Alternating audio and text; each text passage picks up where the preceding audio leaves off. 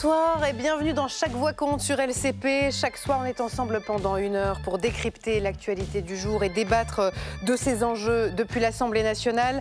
À mes côtés ce soir, laissez-moi vous présenter Lou Fritel. Bonsoir Lou. Bonsoir. On est heureux et fiers de vous accueillir dans la bande de Chaque Voix compte. Vous serez avec nous désormais tous les mercredis pour une chronique qui s'appelle En coulisses.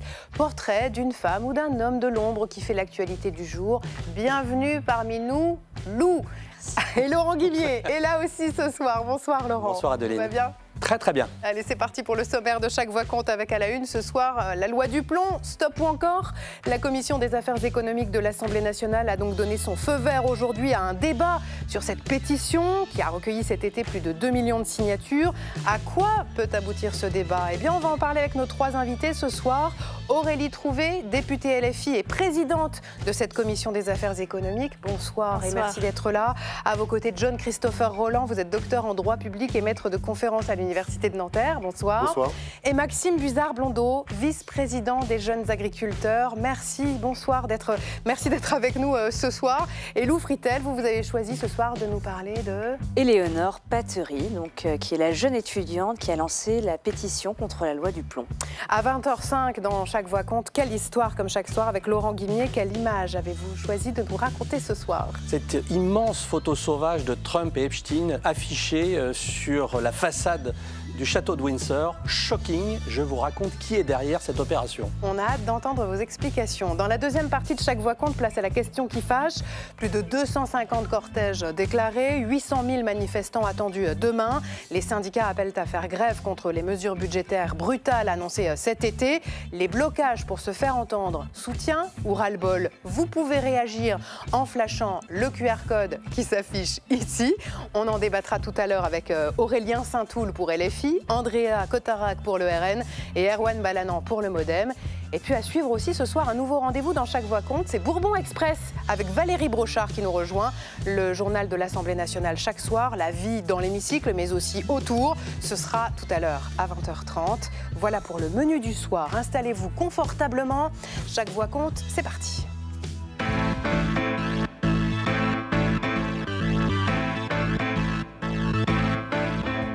Mais puisqu'on vous dit que chaque voix compte, cette pétition contre la loi du plomb en est ce soir un parfait exemple. Elle a recueilli à ce jour 2 130 092 signatures. Chaque voix a compté et a donc conduit l'Assemblée nationale à rouvrir aujourd'hui le débat. La commission des affaires économiques a validé tout à l'heure l'idée d'une discussion sur la pétition. Alors j'ai d'abord une toute première question pour tous les 3. Est-ce une bonne nouvelle ? Évidemment, c'est une très bonne nouvelle que nous puissions avoir ce débat. Et d'ailleurs, nous l'avons voté à l'unanimité des députés présents de la Commission des affaires économiques. Débat nécessaire parce qu'en réalité, nous n'avons pas pu l'avoir dans l'hémicycle. Tout simplement parce qu'il y a, alors quelles que soient les raisons, si vous voulez, il y a eu une utilisation du fonctionnement de l'Assemblée pour éviter que l'on ait ce débat en hémicycle. Et je trouve ça extrêmement dommageable parce que c'est un sujet essentiel pour la santé des Français, mais aussi pour les agriculteurs, on y reviendra. Je rappelle que l'Ordre des médecins et 21 sociétés savantes médicales et le Conseil scientifique du CNRS, la Ligue nationale contre le cancer, se sont opposés à la réautorisation d'un pesticide neurotrophique. On va évidemment en parler dans un instant. John Christopher Roland, c'est une bonne nouvelle? Oui, alors j'ai presque eu envie de commencer par vous dire non, parce que... Non mais attendez, parce que l'idéal, ce serait quand même que les votes des citoyens soient prioritairement pris en compte, sans qu'on ait besoin de passer par ces alternatives pour faire peser sa voix. Mais oui, en revanche, puisque c'est la première pétition qui atteint ce tel score, la seule pétition avant celle-là qui avait obtenu 100 000 voix et qui a été caduque suite à la dissolution, c'était celle sur la suppression de la Brave. Et elle côtoie d'autres pétitions tout aussi importantes, comme la suppression des klaxons, la suppression d'autres produits dangereux, par exemple. Donc vous avez tout. Et celle-là, il faudra qu'on s'y interroge un jour d'ailleurs, a eu un tel succès que, compte tenu du blocage actuel du pays, du blocage à l'Assemblée nationale, c'est quand même une soupape. C'est intéressant, effectivement, de porter ça au débat. Et on va aussi en parler dans un instant de cette soupape. Maxime Buzard-Blondeau, vous, l'agriculteur, est-ce que c'est une bonne nouvelle, la réouverture du débat sur cette loi du plomb? Oui, c'est une bonne nouvelle parce que quand il y a un peu plus de 2 millions de nos concitoyens qui s'opposent clairement et frontalement à une proposition de loi, c'est que les choses ont été mal amenées. Et donc, clairement, la méthode de construction de cette proposition de loi et la manière dont ça s'est passé dans l'hémicycle n'est pas la bonne méthode et aboutit à une situation qui est catastrophique, qui oppose le monde agricole au reste de la société. Et donc remettre le débat au cœur de l'Assemblée, je le souhaite, dans l'hémicycle, sera une bonne chose. Alors, petit retour en arrière, il faut remonter en fait au 10 juillet dernier, quand cette pétition est lancée sur le site de l'Assemblée nationale, quelques jours donc après le vote de cette loi du plomb. 2 minutes pour comprendre, préparé ce soir par Stéphanie Despierres.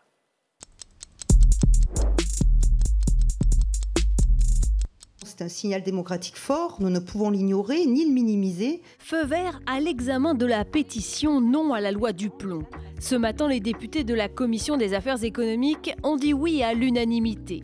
Retour sur cette pétition devenue un événement politique. Au printemps, la loi du plomb électrise le débat public. Elle prévoit d'autoriser à nouveau l'acétamipride, un pesticide pourtant interdit depuis 2020. Ça veut dire qu'on remet du poison dans la nature et nos enfants et nous-mêmes, on va en souffrir parce qu'il va y avoir de plus en plus de cancers. Selon les grands syndicats agricoles, l'acétamipride est indispensable à leur production.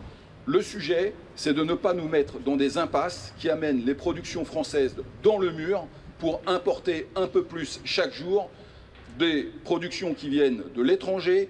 Le 8 juillet, après des mois de controverses et de manifestations, la loi du plomb est définitivement adoptée. 2 jours plus tard, une étudiante inconnue du grand public dépose une pétition auprès de l'Assemblée nationale. Elle se répand comme une traînée de poudre. 100 000 signatures. En quelques jours, la pétition a le droit de figurer sur le site officiel de l'Assemblée. En moins de mois, au cœur de l'été, elle franchit le cap des 2 millions de signataires. Un record. Elle est alors transmise à la Commission des affaires économiques. En parallèle, le 7 août, l'arbitre suprême, le Conseil constitutionnel, censure une partie de la loi du plomb. C'est non à la réintroduction d'un pesticide. Dans la charte de l'environnement qui a été ajoutée à la Constitution, il y a le droit au respect de la santé et à un environnement sain. Donc effectivement, ils ont respecté le principe de précaution. Une première victoire pour les pourfendeurs de cette loi.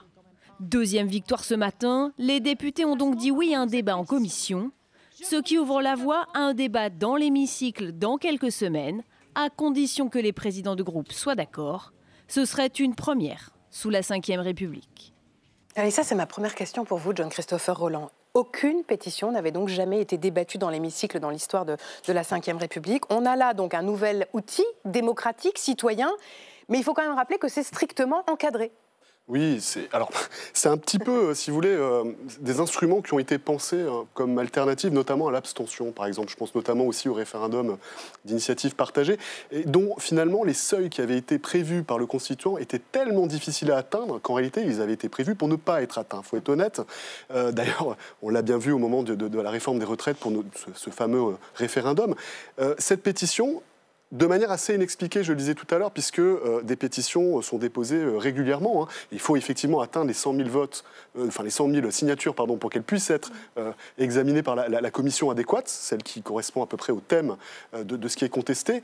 Et là, d'un coup, alors qu'il y a d'autres pétitions qui concernent notamment des choses très importantes en matière écologique, celle-là a pris une ampleur, alors probablement catalysée également par la situation politique, où il y a un blocage à la fois politique à l'Assemblée nationale, il y a un blocage, il y a des clivages générationnels en France, des clivages territoriaux, des clivages écologiques, et donc on ne s'explique pas tellement. Donc, le fait qu'elle ait atteint les 2 millions et qu'elle soit débattue, et d'ailleurs à l'unanimité de la Commission des affaires économiques, ça peut permettre une soupape, mais attention, parce que seul, si on voulait aller encore plus loin que la censure du Conseil constitutionnel, par exemple se prémunir finalement de l'utilisation de pesticides qui nuiraient à la charte de l'environnement, il faudrait une nouvelle proposition de loi. Et compte tenu de la fracture actuelle de l'Assemblée nationale, attention à ne pas arriver non plus à une impasse derrière.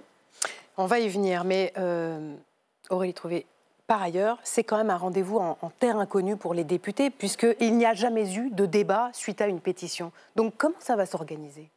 Eh bien, on va avoir un examen en commission des affaires économiques de cette de cette pétition avec un ou des rapporteurs là, dans les semaines qui viennent. Et puis nous aurons sans doute au mois d'octobre une saisie de la conférence des présidents. Je pense qu'elle aura lieu pour eh bien, avoir un débat en hémicycle. J'ai très bon espoir qu'on arrive à ce débat en hémicycle. Je veux quand même redire que, et ça a été dit, on a atteint plus de 2 millions de signatures. Ça montre à quel point les concitoyens sont extrêmement attachés à leur santé publique. Et j'espère que tout le monde se rendra compte à quel point ça doit être une priorité absolue et non négociable. Et moi, le débat, j'espère qu'il va aussi, et je me tourne aussi vers les jeunes agriculteurs, nous faire réfléchir à la façon dont on doit bien concilier et même rendre complémentaire la transition agroécologique et l'agriculture. Et je pense que là, on a un énorme chantier parce qu'il faut le dire, on a besoin aujourd'hui d'aide agroécologique pour soutenir les agriculteurs, pour aller dans ce sens-là. Et moi, je le dis aussi, et ça doit nous amener à ça, il y a la question de la protection. Parce qu'il n'est pas normal, d'un côté, d'interdire un pesticide, et heureusement qu'on le fait, d'accord ? Je dis bien heureusement qu'on interdit ce pesticide, mais il n'est pas normal que dans le même temps, l'on puisse importer on y viendra. Des noisettes, etc. Elle arrive sur le Nutella. C'est trop tôt pour le Nutella. C'est trop tôt pour le Nutella. On va en parler dans un instant. Je voudrais qu'on revienne à la pétition en elle-même, parce que ce qui est complètement fou, c'est qu'on la doit à une étudiante. C'est ce que disait Stéphanie Despierres il y a un instant. C'est une jeune femme de 23 ans. Et c'est Lou Fritel qui nous en parle en coulisses.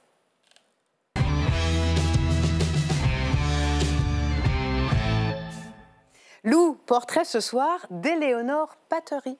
Tout à fait, donc elle a 23 ans, c'est une étudiante bordelaise, elle est en alternance à la SNCF en prévention des risques liés à l'environnement.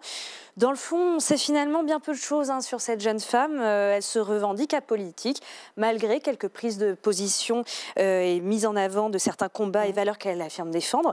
Donc le respect des droits humains, la lutte contre le racisme, le sexisme, l'homophobie, contre les inégalités sociales, contre l'inaction climatique, contre l'abus de pouvoir. C'est elle qui les cite sur ses réseaux sociaux, LinkedIn principalement, parce que ce sont ses seules prises de parole publiques.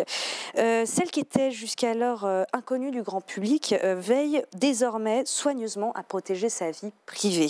Elle appelle la presse à ne pas contacter ses amis, à ne pas contacter sa famille, ni ses établissements scolaires, ni son club sportif.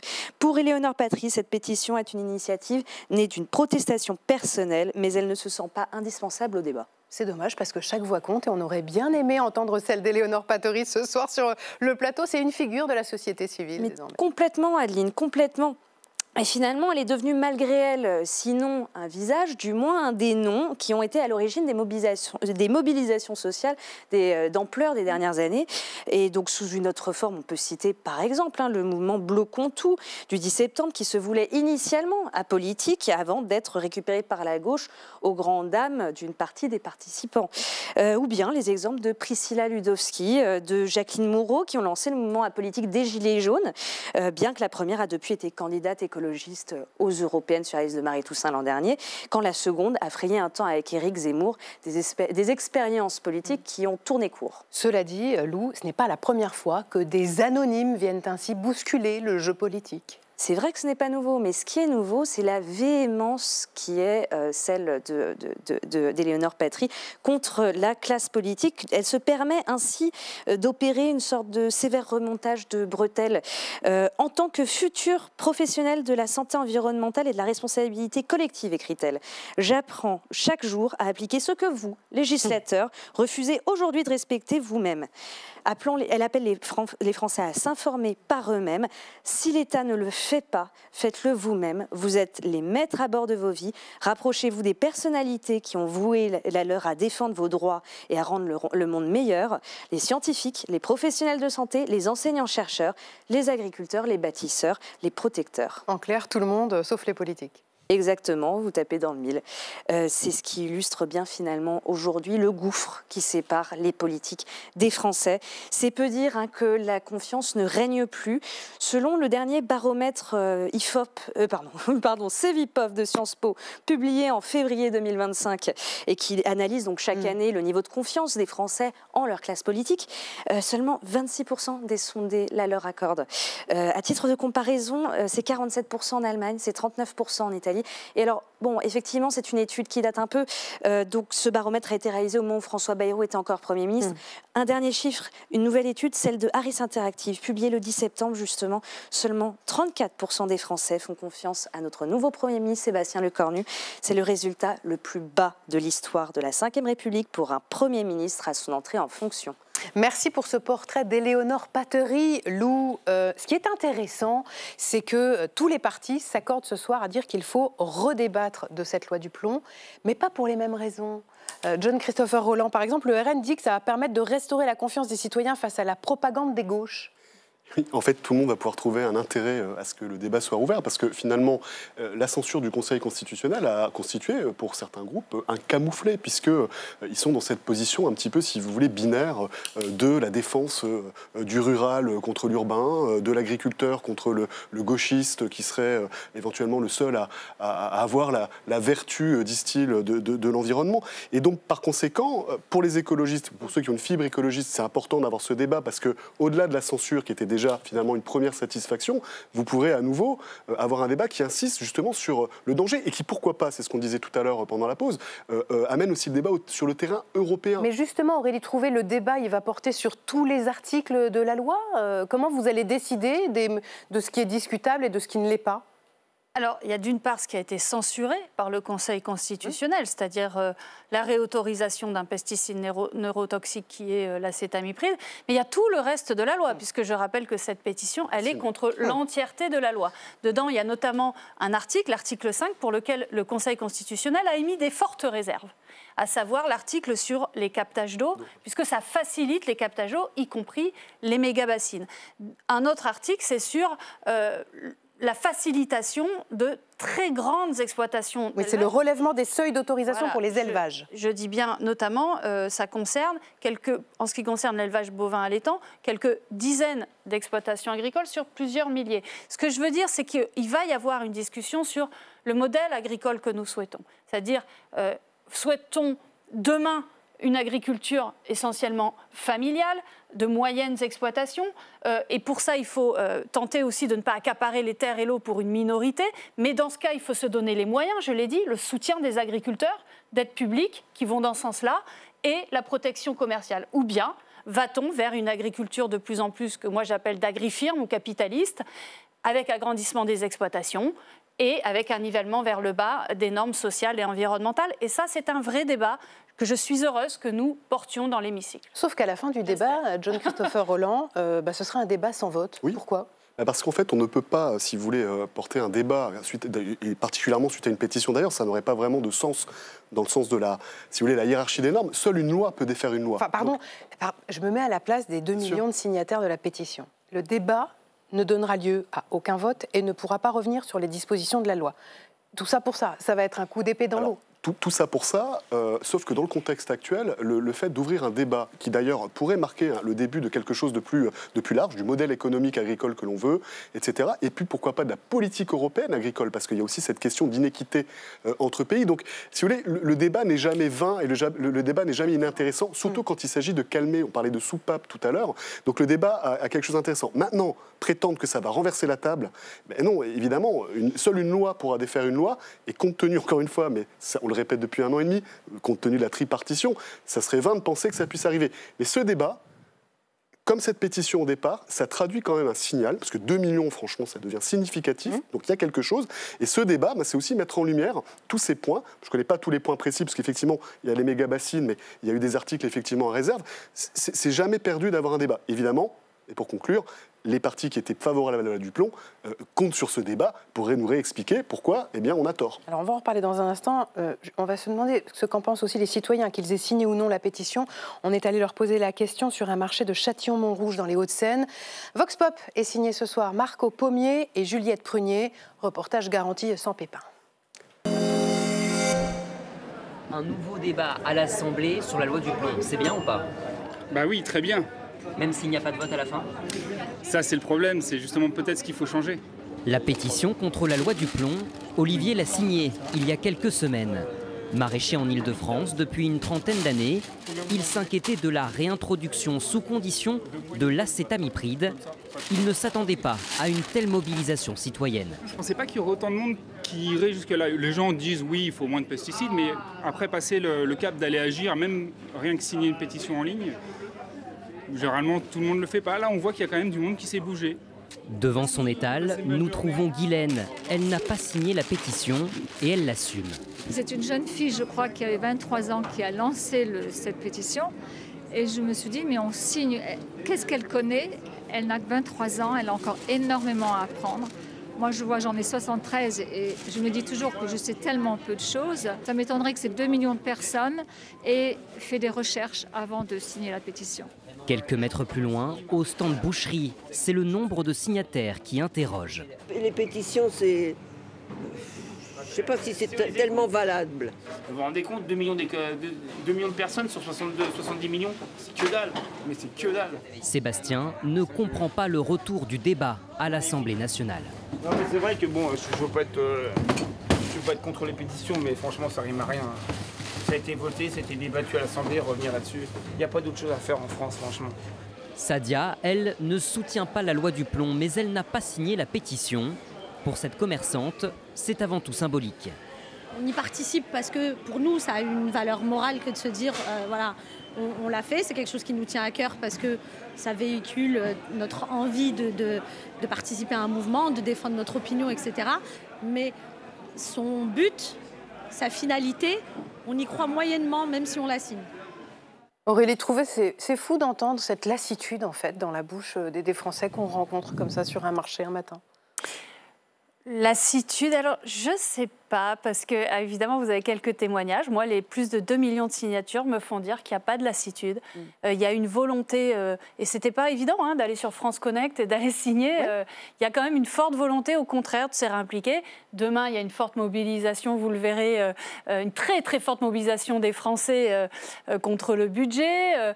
Vous avez parlé du mouvement Bloquons tout, je le dis quand même, ça n'a pas été récupéré par la gauche, excusez-moi. Ça a été soutenu. Ça a été soutenu, et c'est de notre devoir de politique aussi de soutenir quand nous partageons les mêmes mots d'ordre. Je le dis, c'est important parce que ça renvoie à la notion de la politique. Et moi, j'ai été aussi présidente bénévole d'une association pendant 20 ans avant de devenir députée il y a 3 ans. Je considérais que je faisais déjà de la politique. Et j'étais de cette fameuse société civile. Nous faisons de la politique quand nous sommes dans les associations, les syndicats, au sens de la vie de la cité. Et nous faisons de la politique au sens électoral du terme. Mais je trouve ça sain que parfois, les deux se rejoignent, quoi. Et je crois que c'est justement très dangereux qu'on dise il y a les politiciens d'un côté et puis il y a les autres de l'autre. Et puis finalement, la politique électorale, c'est mal. Ben non, c'est ce qui fait les lois de demain. Et justement, il faut amener les gens à aller voter, à se réimpliquer dans la politique électorale. Maxime Buizard-Blondeau, je vous vois opiner du chef. Ce que l'on entend depuis le vote de la loi du plomb et au travers aussi de la pétition, c'est ce besoin de réconcilier aussi l'agriculture et une partie de l'opinion publique. Vous l'avez entendu, vous, ce besoin? Déjà, je voulais rassurer la dame que vous avez interviewée. On peut être jeune et avoir des idées. En tout cas, c'est ce qu'on essaye de faire aux jeunes agriculteurs.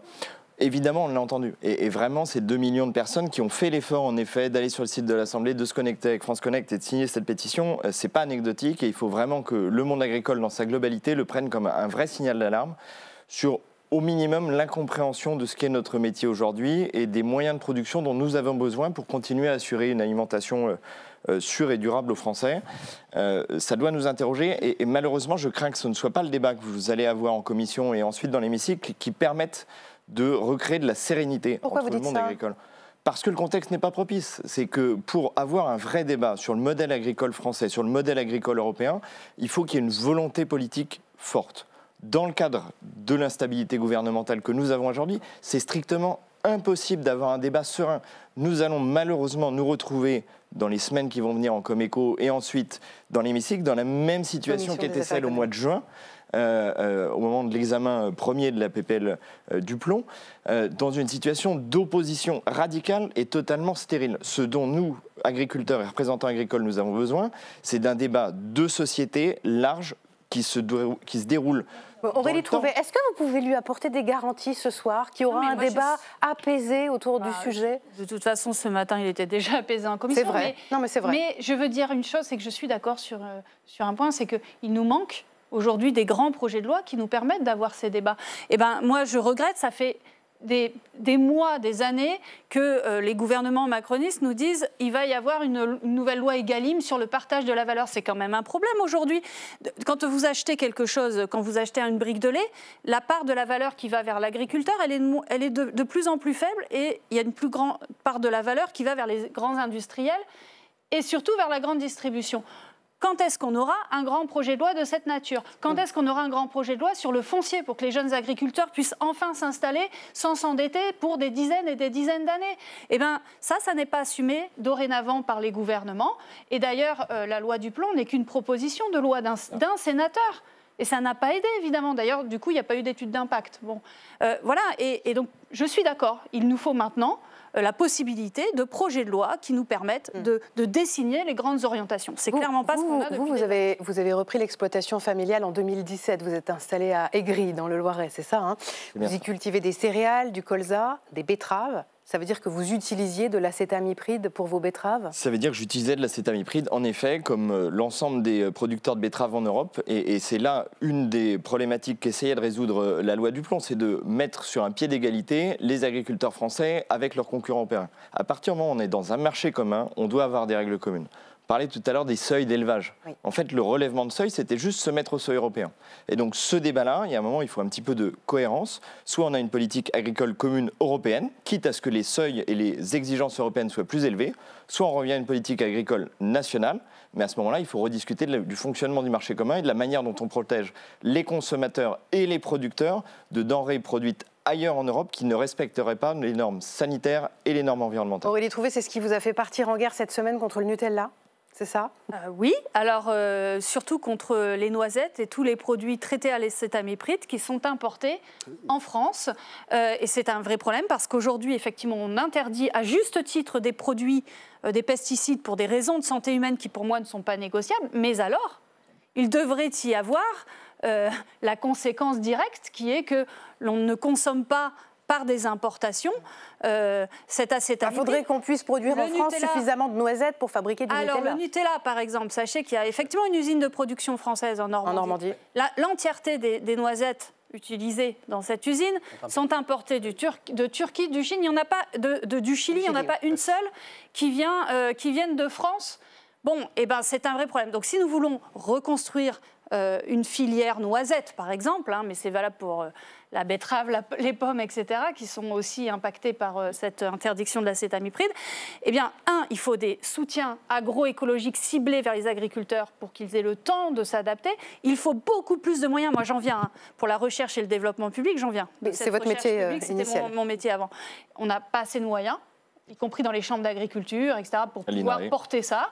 Et puis, troisièmement, il faut taper du poing sur la table. Je suis désolée, mais aujourd'hui, nous n'avons plus le choix que d'un protectionnisme qui nous permette de nous protéger à minima de produits qui sont interdits en France. Enfin, alors justement, puisque vous en parlez, on a beaucoup parlé cette semaine des viticulteurs avec l'étude sur l'exposition au risque des riverains des vignes. L'étude menée par 2 agences sanitaires a révélé que les personnes qui vivent près des vignes sont plus imprégnées par les pesticides que les autres Français.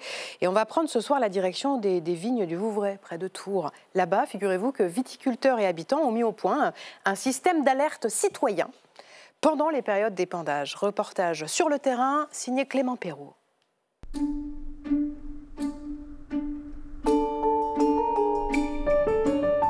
C'est un lotissement au pied des vignes. Ici, les balançoires et les grilles à barbecue cohabitent avec les grappes blanches de l'appellation Vouvray. Une proximité immédiate qui interroge les riverains. On est essentiellement des familles avec des jeunes enfants.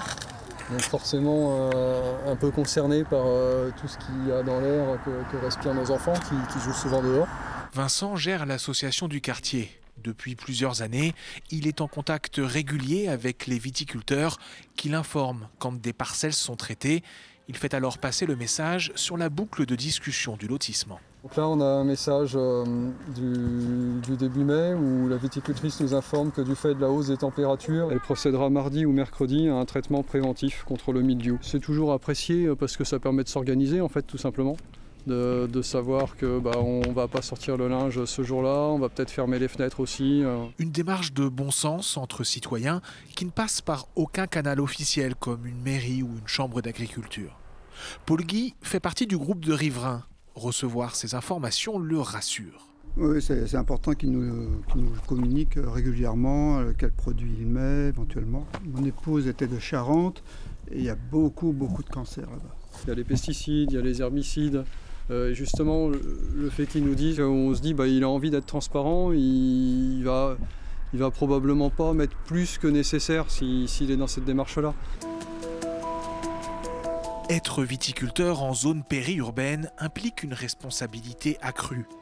Installé à Vouvray, Philippe Brisbard en est conscient. Pour lui, le dialogue se fait déjà naturellement, pas besoin de passer par un protocole. On discute avec les gens quand ils sont aux côtés de nous. On est attentif à la nocivité des produits, bien entendu. Quand on a le choix, on va prendre fatalement celui qui est le moins nocif. Les gens, ils vivent à la campagne, ils savent ce que c'est que produire, et ils savent que ça ne produit pas et ça ne pousse pas tout seul. Ce viticulteur ressent un décalage entre la perception urbaine des pratiques agricoles et celle des habitants des campagnes. La proximité, quand chacun y met du sien, permet parfois de lever certaines appréhensions. Ça vous parle, Maxime Buzard-Blondeau? Déjà, je suis très heureux de voir les très beaux vignobles d'Indre-et-Loire. Du Vouvray. Oui, ça me parle. Moi, ce qui me rassure quand même, c'est que quand on y met de la bonne volonté, on arrive à discuter. Et quand on arrive à discuter, on se comprend mieux.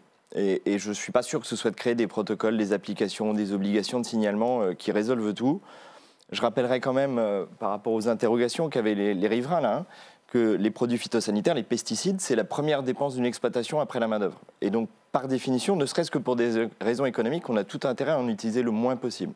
Et pour des raisons de santé, on est par définition les personnes qui sommes le plus exposées. Vous êtes les premiers exposés, bien sûr. Et donc, on a tout intérêt à utiliser les produits les moins nocifs possibles. Mais la réalité d'une grande partie de notre agriculture, c'est qu'on a besoin de pesticides, de synthèse ou biologiques, pour maintenir une production agricole.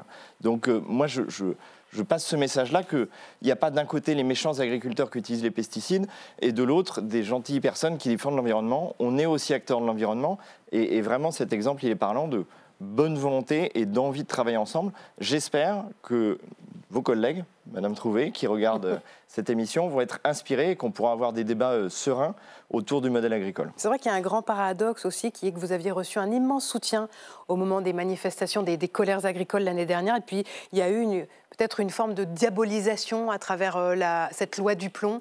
Ce qui est catastrophique, c'est que les agriculteurs ont une image extrêmement positive dans la société, là où l'agriculture a une image qui est de plus en plus négative. Et la déconnexion entre l'affection, en fin de compte, qu'ont les Français pour leurs paysans, pour leurs agriculteurs, et la crainte, la peur qu'ils peuvent avoir vis-à-vis d'un modèle agricole, parfois caricaturé, mais vis-à-vis quand même de ce qu'est aujourd'hui notre modèle agricole majoritaire, est assez inquiétant. Et pour ça, on a besoin d'un vrai débat serein. Peut-être que le débat sur la PPL du plomb sera une première étape, mais il faut le structurer dans le temps. J'espère, et en tout cas c'est le message que nous on portera à Jeunes Agriculteurs, que la présidentielle de 2027 le permettra. Il y aura un débat et puis il y aura peut-être une abrogation de la loi puisque d'ores et déjà 2 textes ont été déposés hier par les députés et par les sénateurs du groupe écologiste et social. Ils ont d'ailleurs publié un communiqué qui dit que les signataires de la pétition souhaitent des décisions pour mettre un coup d'arrêt à l'empoisonnement alimentaire. Donc peut-être que le débat effectivement n'aboutira pas effectivement à un changement de la loi, mais la suite c'est peut-être une abrogation à suivre. Je vous le confirme, le débat n'amène pas à un vote sur la pétition du plomb. Par contre, il peut y avoir des initiatives législatives. Effectivement, il y a le groupe écologiste et social, le groupe aussi de la France Insoumise a même annoncé qu'il allait le porter dans le cadre de sa niche parlementaire le 27 novembre, ce qui concerne l'abrogation. Je sais aussi qu'il y a des velléités d'initiatives législatives de plusieurs bancs parlementaires pour interdire l'importation de produits traités avec l'acétamipride en France. Et là, je le redis, ça va demander du courage politique parce que ça demande Et puis de taper du poing sur la table un tout petit mot aussi, parce qu'on a beaucoup de questions de téléspectateurs sur le sujet des pétitions. Et d'ailleurs, Laurent avait la même question. Oui, très vite. Il y a une autre pétition dont on parle beaucoup dans l'actualité en ce moment, qui a été lancée par Philippe de Villiers. Alors, pas de tour dans la procédure Assemblée nationale, mais si une pétition de cette nature arrivait sur le site de l'Assemblée avec beaucoup de votants. Est-ce que, Madame Trouvé, par exemple, vous auriez autant d'enthousiasme sur la fraîcheur démocratique de ce type de pratique? En tout cas, j'aurais le devoir de procéder de la même façon, c'est-à-dire un vote sur classement ou examen, puisqu'en tant que présidente de la Commission des affaires économiques, je suis garante aussi des règles d'usage, des règles de fonctionnement de l'Assemblée nationale. Voilà. Eh bien, merci à tous les trois d'être venus ce soir dans Chaque Voix compte. Nul doute qu'on en reparlera évidemment dans cette émission de la suite de ces débats donc, autour de la loi du plomb. À suivre, la question qui fâche, à la veille des grèves de demain, faut-il tout bloquer pour se faire entendre? On va en débattre avec nos trois invités suivants. 3 députés, Aurélien Saint-Toul pour la France Insoumise, Andrea Cotarac pour le Rassemblement National et Erwan Balanant pour le Modem. Ils vont nous rejoindre dans un instant, mais avant cela... C'est quelle histoire? Et c'est Laurent Guimier.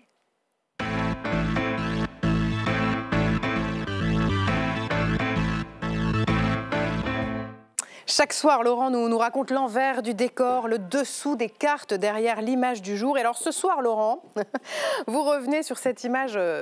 assez dingue de Donald Trump et Jeffrey Epstein, image projetée sur la façade du château de Windsor la nuit dernière. Alors, image sauvage, parce qu'évidemment, ce n'est pas le roi Charles qui a décidé de projeter cette image. Je vous propose de répondre à 3 questions très simples pour comprendre cette action qui est bien sûr l'œuvre d'opposants à Donald Trump lors de sa visite d'État. Qui a fait ça ? Comment ces activistes ont-ils réussi à projeter sur ce mur de plus de 30 mètres cette photo et puis même cette vidéo, puisqu'il y a une projection, il y a plusieurs photos. Et puis enfin, pourquoi ils ont utilisé cette technique? Alors on commence par le qui. Qui a fait ça? C'est facile, c'est revendiqué. C'est un groupe militant de gauche qui a projeté cette vidéo. Il s'appelle les Led by Donkeys, littéralement dirigés par des ânes. Ce sont des activistes qui se sont fait connaître lors du Brexit, anti-Brexit, et aujourd'hui, par extension, anti tout ce qui ressemble à Donald Trump. Ils ont d'ailleurs déjà pratiqué plusieurs fois ce type de projection sauvage, sans autorisation sur des bâtiments. Alors comment est-ce qu'ils ont fait pour projeter cette image? Alors Aline, si vous voulez le faire, c'est pas très compliqué techniquement. Vous connaissez le vidéoprojecteur chez vous, sur lequel vous projetez des films ou la télévision sur votre mur. Ben, c'est la même chose. Alors évidemment avec des vidéoprojecteurs un peu plus gros, mais en 3 clics sur Internet, vous trouvez des prestataires qui vous proposent de louer ces machines. Et puis avec un petit logiciel, on adapte par rapport à la façade, on peut projeter jusqu'à 200, 300 mètres ce type d'image. Le plus dur en fait, c'est toujours de trouver l'endroit où on va installer ce fameux vidéoprojecteur. Mais hier soir, il faut savoir que les militants avaient loué une chambre dans l'hôtel juste à côté, qui s'appelle le Hart and Garter Hotel, puisque le château de Windsor, il est dans la ville.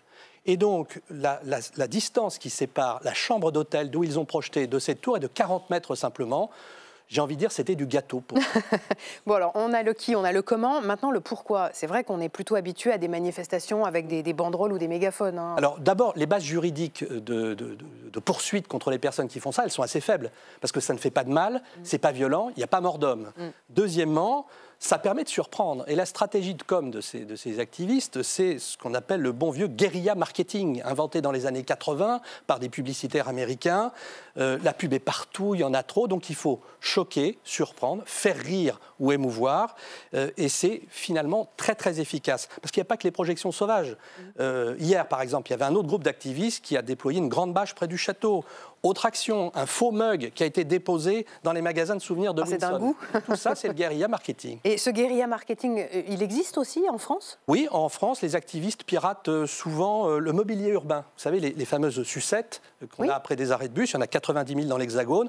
En 2015, par exemple, lors de la COP21, des militants environnement s'étaient attaqués aux grandes marques et aux politiques accusés d'en faire trop peu pour la planète en affichant des fausses affiches dans ces sucettes. D'ailleurs, au passage, c'est un hommage à l'affichage qui reste une technique publicitaire extrêmement performante à l'heure où on a l'impression que tout est sur le digital. Bon, mais on revient à nos projections pirates là, avec votre vidéoprojecteur. Ça s'est déjà fait chez nous? Oui, mais c'est quand même très rare. En revanche, nous, les Français, ça fait 40 ans qu'on pratique ce vidéo mapping. C'est le nom de cette technique. 1986, concert de Jean-Michel Jarre à Houston. Il projette sur un bâtiment. 2008, et c'est ici, façade du Palais Bourbon, en l'honneur de la présidence française de l'Union européenne, on projette. Et puis, le Puy du Fou, qui, depuis des décennies, affiche aussi sur la façade du château des images.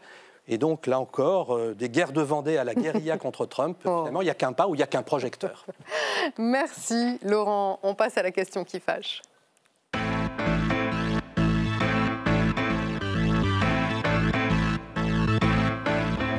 Ah, c'est le jour d'avant, avant la grande grève de demain à l'appel des syndicats qui promettent un jeudi noir. 250 cortèges déclarés, 800 000 manifestants attendus dans les rues, grève dans tous les secteurs contre les mesures d'austérité du budget présenté cet été et que Sébastien Lecornu, nouveau Premier ministre, n'a pas encore écarté. Et c'est Thibaut Hénoch qui pose la question qui fâche ce soir. La question qui fâche ce soir se fait le porte-voix de la colère populaire. 600 000 à 900 000 personnes attendues demain dans la rue. C'est une mobilisation record qui s'annonce pour cette journée du 18 septembre, du niveau de celle contre les retraites en 2023. Une semaine après le mouvement Bloquons tout d'initiative citoyenne, l'heure est aux syndicats. L'appel à la grève réunit les principales centrales. Le musée des horreurs du projet de budget doit être abandonné. Nous voulons des moyens budgétaires à la hauteur des missions des services et des politiques publiques et l'abandon de la retraite à 64 ans. Un mouvement unitaire qui va frapper de très nombreux secteurs. Transport, écoles, hôpitaux, fonctions publiques et même pharmaciens et kinésithérapeutes. Sans compter les puissants syndicats du secteur de l'énergie, les sites de stockage de gaz, les terminaux méthaniers et les centrales électriques seront touchés par des mouvements de grève. Au total, à travers la France, 250 cortèges ont été déclarés. Sur le plan de la sécurité, la journée s'annonce sous haute tension. Je m'attends à une mobilisation qui sera très très forte, avec une journée hybride. On risque d'avoir dans la matinée des bloqueurs, du sabotage, des groupuscules d'ultra-gauche qui veulent casser. 80 000 forces de l'ordre seront déployées sur tout le territoire. Un dispositif massif équivalent aux mobilisations du 10 septembre. Le 10, ils voulaient bloquer la France, ils n'ont rien bloqué du tout, mais ils sont sans doute animés d'un sentiment de revanche. Un message adressé aux casseurs, mais aussi aux bloqueurs. Alors dans une France en ébullition, à 10 jours d'un autre mouvement à l'initiative des agriculteurs cette fois, la question qui fâche ce soir est la suivante. Faut-il bloquer pour se faire entendre ? Faut-il bloquer pour se faire entendre? Je salue mes trois invités. Aurélien Saint-Toul pour la France Insoumise, bonsoir. Andrea Cotarac pour le Rassemblement National et Erwan Balanant pour le Modem. Merci à tous les trois d'être là. De quoi la journée du 18 septembre est-elle le nom, Erwan Balanant? Ça s'inscrit dans la tradition française des grandes manifestations, de ce qu'on appelle la rentrée sociale, qui est effectivement souvent tendue. Et moi, par rapport à ça, ça fait partie des armes des syndicats et c'est très bien quelque part. C'est comme ça que notre modèle social s'est construit en France avec des revendications. Par contre, l'idée de bloquer, l'idée de casser, c'est quelque chose que je rejette. On va y venir. Et c'est ça, c'est ça qui est terrible parce que manifester, moi je l'ai fait, je l'ai fait souvent. J'ai fait beaucoup de manifestations dans ma vie. Bloquer, casser, c'est un vrai sujet, c'est un vrai problème et j'espère que ce ne seront que des manifestations. Andrea Cotarac, est-ce que le Rassemblement National soutient la mobilisation de demain? Nous, on comprend bien évidemment la colère des Français. Ce n'est pas une traditionnelle rentrée sociale et puis on verra demain, non. C'est des centaines de milliers de personnes qui sont en colère. Sous le macronisme, on a atteint un record de pauvreté jamais enregistré depuis les années 90. Sous le macronisme, on a un record du nombre de faillites d'entreprises jamais enregistré. C'était 70 000 l'année précédente. Je vous ai laissé parler, laissez-moi parler. Voilà, tout se passera bien. Et donc, je ne peux pas entendre des macronistes nous expliquer que c'est une traditionnelle rentrée sociale. Donc oui, on comprend la colère des Français. Oui, le Rassemblement national rejette, je le dis d'avance, les violences qui pourront avoir lieu, puisqu'on a des informations selon lesquelles des black blocs, qui sont les idiots utiles du macronisme, viendront casser, viendront dégrader. Donc effectivement, nous soutenons la colère des Français, on rejette la violence. Et enfin, moi ce que je ne comprends pas, c'est les centrales des syndicats qu'on vient d'entendre. Les jours pairs, ils appellent à voter pour Emmanuel Macron en 2022, qui avait un point à son programme, la retraite à 64 ans. Et les jours impairs, comme demain, ils appellent à manifester dans tout le pays pour abroger cette réforme de 64 ans auquel ils ont participé, puisqu'ils ont appelé à voter pour Emmanuel Macron, de concert avec le MEDEF. Donc vous voyez bien qu'on est quand même dans une situation où on a 3 blocs à l'Assemblée nationale, la gauche, le bloc central et nous, Rassemblement national, mais je constate que dans les seconds tours des élections, il y en a 2. Il y a le bloc du parti unique qui va de la France insoumise au LR. Ceux qui ont réélu Mme Borne, ce sont les électeurs de M. Saint-Toul. Ceux qui ont réélu M. Darmanin, ce sont les électeurs de M. Saint-Toul. Ceux qui ont élu un antifa fiché S, ce sont les électeurs du bloc central. Donc vous voyez bien que cette instabilité sociale, démocratique, institutionnelle, budgétaire qu'on vit, c'est tout simplement la conséquence d'un dévoiement de la démocratie avec ce front du déni ou prétendument républicain. Donc on soutient la colère, mais nous, au Rassemblement national, on veut apporter des solutions. Aurélien Saint-Toul, vous serez dans la rue demain ? Évidemment, je serai dans la rue. Je vais quand même répondre à ce qu'a dit mon voisin d'extrême droite, parce que, évidemment, dans cette affaire-là, il a joué au bonneteau, il a cherché à faire évacuer un aspect. Il est d'extrême droite, et donc le Front républicain, c'est une tradition. Oui, je sais, ça vous énerve que je le dise. C'est faux, je suis formé à la même école que vous, c'est-à-dire par Jean-Luc Mélenchon. Donc, pardon, je sais très bien. La révolution collective à laquelle vous appelez, je sais très bien que c'est faux, et vous le savez vous-même. Très bien. Donc, à l'époque, vous bloquiez aussi les universités. Non, je ne bloquais pas les universités, je défendais les Français et les ouvriers. Mais je vois que vous êtes... On laisse parler Aurélien. Les invités du bloc central. Chaque voix compte, mais pas tout en même temps. Tout à fait. Voilà. Un instant. Aurélien Saint-Toul. Moi, je sais qu'ils sont d'extrême droite et que finalement, c'est la tradition démocratique et républicaine de ce pays que de s'assurer que l'extrême droite ne prenne pas le pouvoir. Et donc, si vous voulez expliquer qu'il y a une tradition du parti unique dans ce pays qui s'instaure depuis un siècle, vous avez bien le droit de relire l'histoire à ce prisme-là. Mais ça n'est évidemment pas la réalité et les gens le savent très bien. Le deuxième point, c'est que évidemment, cette situation, elle a été enquistée par le refus, notamment de l'extrême droite, de voter la censure de François Bayrou après la censure de Michel Barnier. Et qu'ils ont cherché des prétextes, des atermoiements, etc. Et qu'on en est arrivé au point où, évidemment, la situation ne tient plus et qu'on a un nouveau projet de budget qui est pire encore que celui que Bayrou avait fait adopter et pire encore que celui de Barnier. Vous avez un nouveau projet de budget, vous ? Parce qu'en fait, pour l'instant, on n'en sait rien. Ce que je veux dire, c'est que le projet de Bayrou qui l'a fait sauter était pire que celui qu'il a fait adopter en début d'année et pire encore que celui que Barnier a essayé de faire adopter. Donc, si vous voulez, on est dans une logique d'aggravation permanente des politiques du macronisme qui ont été rendues possibles, notamment par la lâcheté de l'extrême droite. Mais est-ce que c'est pas un peu tôt demain ? Est-ce que c'est pas un peu tôt demain pour corriger ce qui a été dit juste avant. Maintenant, pour le reste, dans la mesure où le gouvernement, le cornu, n'est pas encore nommé et que le nouveau Premier ministre a déjà dit qu'il allait retirer certaines mesures justement du projet de budget Bayrou, comme les jours fériés supprimés. Est-ce qu'on est dans un concept de grève préventive finalement ? Non, mais c'est pas préventif. Le Premier ministre n'est pas légitime. Il n'y a aucune raison que le peuple français accepte un gouvernement qui n'est pas légitime. C'est ce que vont dire demain les manifestants. Le président de la République a créé des précédents antidémocratiques qui sont extrêmement graves et dangereux. Il y a un an, il y avait 74 députés pour demander la destitution du président de la République. Aujourd'hui, on est à plus de 100. Il y a plus de 30 députés qui sont ralliés à cette idée que le problème, c'est le président de la République et le choix qu'il a fait de ne pas respecter le résultat des élections. Donc ça veut dire que le message demain dans les cortèges, ça va être Macron démission ? Demain, dans les cortèges, vous entendrez Macron dégage, Macron démission, parce que évidemment, il a perdu 3 fois les élections. 3 fois depuis 2022, il a perdu les élections. Et pourtant, rien n'est changé. Et on nomme Monsieur Le Cornu, qui est le fidèle parmi les fidèles, le proche parmi les proches. Ce n'est Donc pas moi qui le dis, vous ne croyez pas à la rupture ? Mais il n'y aura pas de rupture. Vous avez quelqu'un qui est mandaté pour préserver Emmanuel Macron. Le fait est que c'est le président de la République qui s'est obstiné et qui a choisi de ne pas changer de politique. Je vous rappelle qu'en 2022, quand il a remporté le 2e tour, il a dit clairement qu'il considérait que ça n'était pas un chèque en blanc et qu'il avait reçu le message, qu'il avait bénéficié des voix justement du Front républicain et qu'il devait en tenir compte. Comment il en a tenu compte ? En faisant une loi immigration qui était directement inspirée du programme de l'extrême droite. C'est pas exactement comme ça qu'on tient compte des voix des antifascistes. Donc voilà, il n'a pas fait les gestes qui étaient indispensables et aujourd'hui, évidemment, le matraquage social auquel il s'est livré produit des effets. Laurent. Juste un mot peut-être, M. Saint-Toul, puisque M. Ballanan et M. Cotarac ont parlé sur la violence. Est-ce que vous la craignez demain pour les... Non, ou est-ce que vous la souhaitez? Non, mais... moi, je pose la question sur la crainte. Non, mais c'est ridicule. Répondez d'abord à ma question. C'est de la posture... je la pose. Alors, pour le coup, quelques minutes avant cette émission, Jean-Luc Mélenchon a posté un tweet en disant « J'appelle solennellement à la plus grande discipline demain dans la participation massive aux manifestations avec les syndicats.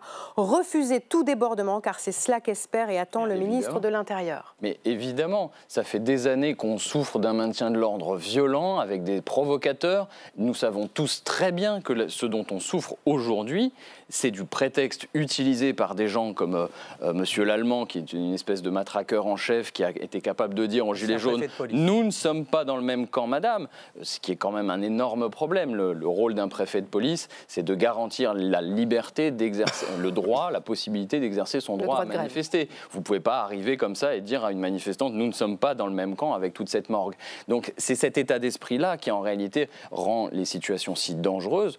Moi, je sais que, par exemple, le 10, la semaine dernière, il y avait une ambiance extrêmement bon enfant de la part des gens qui étaient présents, notamment à Châtelet, dans le rassemblement à Paris. Donc, cette idée, c'est qu'aujourd'hui, les gens qui vont se mobiliser et qui se mobilisent spontanément, en réalité, en ont marre de la comédie qu'on leur joue. Ça fait plus de 2 ans maintenant qu'on ne les écoute pas. Et alors, le macronisme, pendant 5 ans auparavant, évidemment, était dans cette logique-là.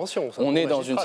Bah, écoutez, prenez des leçons, et dans ces cas-là... Il n'y a pas de souci, vous inquiétez pas, je vais vous en donner dans 2 secondes. Mais la réalité, c'est que on a affaire à une population qui ne se sent pas écoutée et qui cherche les moyens pour se faire écouter. Si l'élection ne suffit pas, si la grève ne suffit pas, vous savez bien que pour la réforme des retraites, 90% de la population... Si la 90%... Alors, laissez Erwan Balanant vous répondre. Qu'est-ce que c'est l'étape suivante? Je suis en train de vous le dire. Ce qui est en train de se passer, c'est que si vous avez... vous le dites franchement aux Français. C'est quoi? Vous dites, si la manifestation... Mais panique pas, je suis en train de l'expliquer.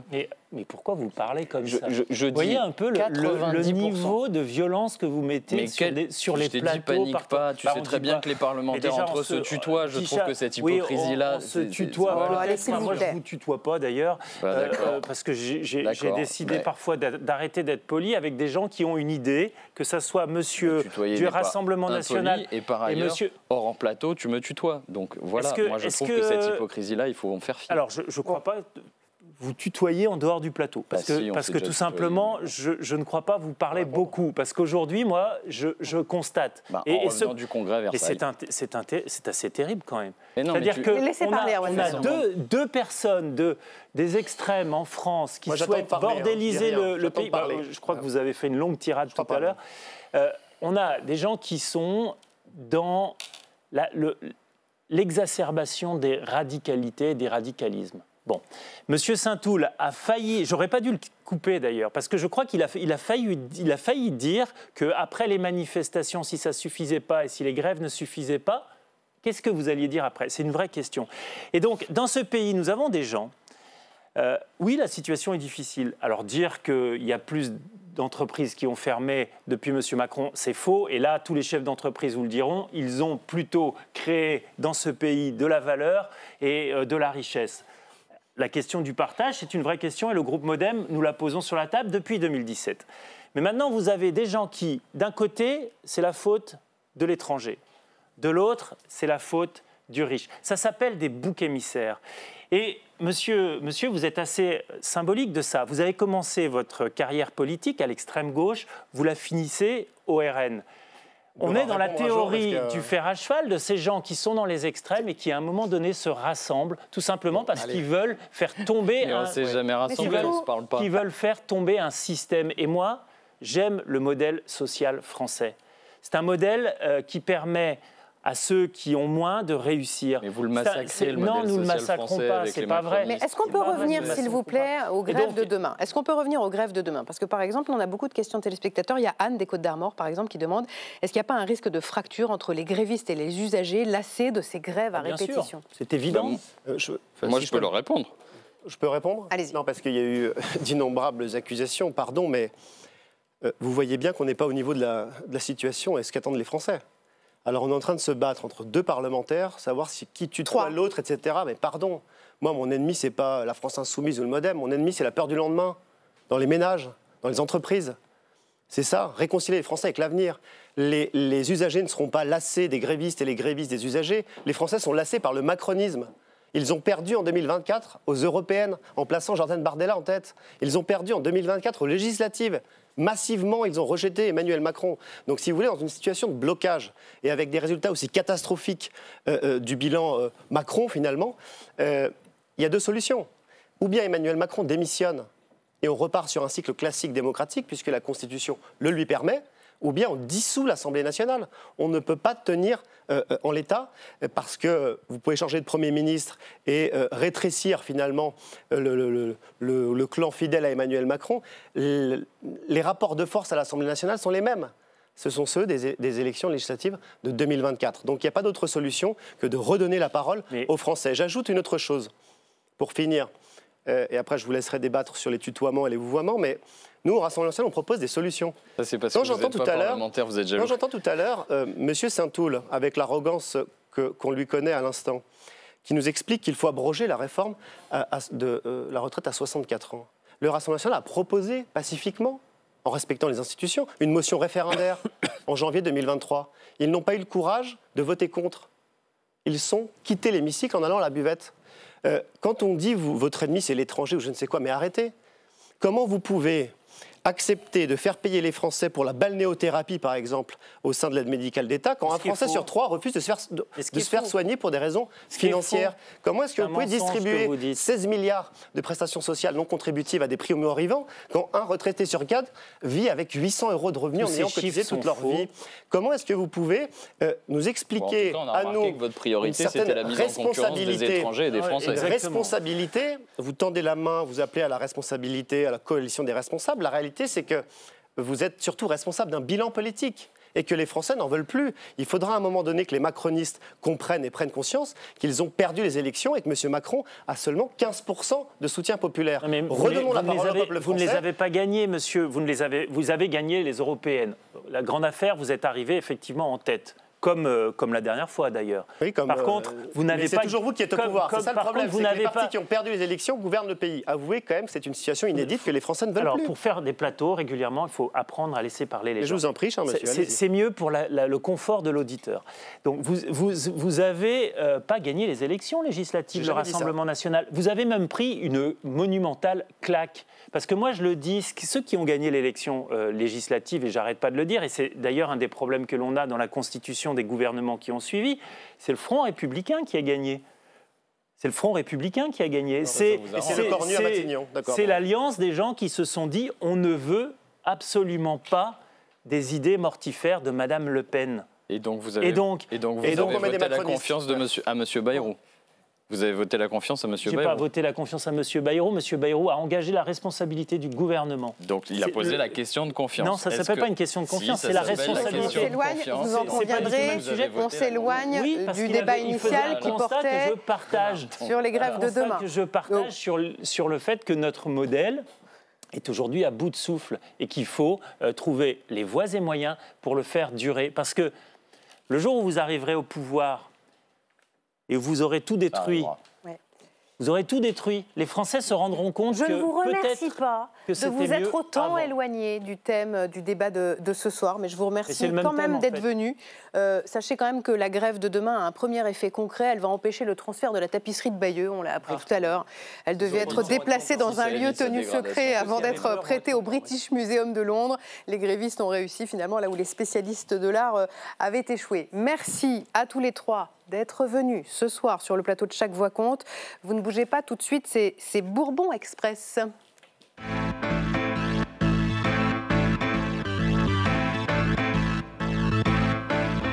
Bourbon Express, nouveau rendez-vous dans Chaque Voix compte. C'est le journal du Palais Bourbon tous les soirs avec Valérie Brochard. Bienvenue dans Chaque Voix compte, Valérie. Bien, merci beaucoup, Aline. Et on commence ce journal avec les consultations qui se poursuivent à Matignon. Eh oui, rendez-vous 9h30 à l'hôtel de Matignon pour les socialistes qui, bien élevés, ne sont pas arrivés les mains vides. Ils ont apporté leur liste de courses. Alors dans cette liste, on trouve la fameuse taxe Zuckman pour taxer les grands en patrimoine, la suspension de la réforme des retraites. Et à côté de ces réclamations, un petit cadeau offert par la maison socialiste un sondage commandé à l'IFOP pour tester 8 mesures reprises dans leur contre-budget proposé il y a 2 semaines.